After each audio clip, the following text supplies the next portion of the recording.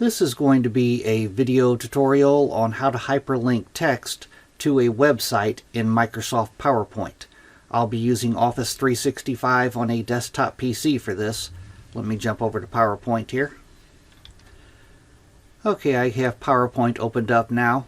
In the previous video, I showed you how to hyperlink an email address. In this video, I'm going to show you how to hyperlink text to a website.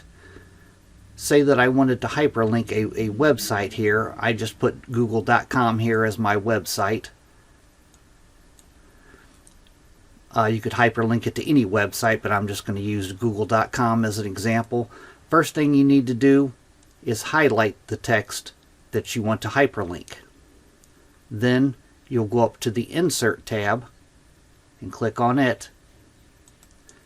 Then you'll go down to where it says Link and click on that. Then you'll go down to where it says Insert Link.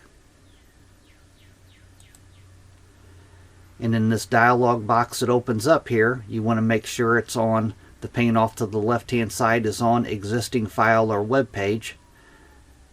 And then the address down here, the address field, you want to paste in the website address that you want to hyperlink the text to. I'm just going to hyperlink it to google.com.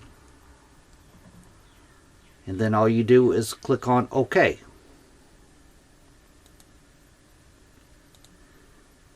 Now, as you can see, it has become a link. When I put my mouse cursor over it, you see that little white box appear that tells you the website address. I'm going to go down to the bottom of my PowerPoint and I'm going to click on Slideshow.